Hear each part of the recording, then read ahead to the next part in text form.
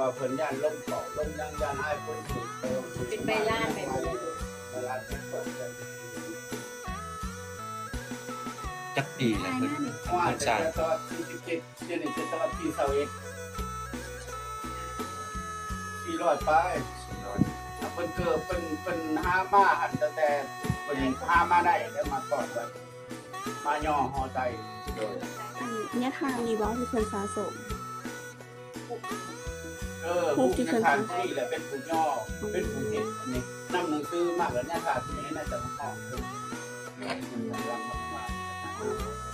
มีแนะนำมีเรียนเก่งเรียนผู้ออกภาษาศาสตร์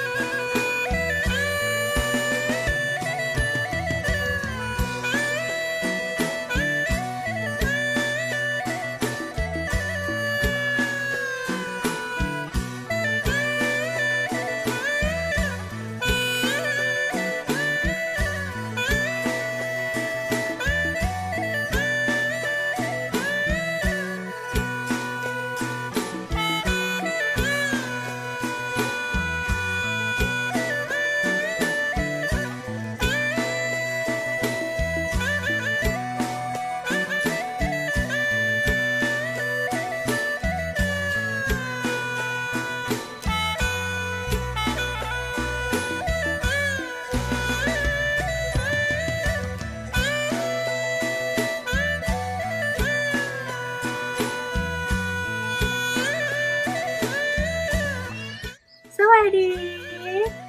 เป็นจังไดตอนนี้ป้อมอยู่ที่แขวงสวรรณเขตเนาะแล้ววังกี้นี่ก็คือได้พากันไปที่วัดเก่าของบ้านตะแหลวของบ้านตะแหลวเมืองจำพรแล้วตอนนี้เองป้อมอยู่ที่วัดหอพระไตรปิฎก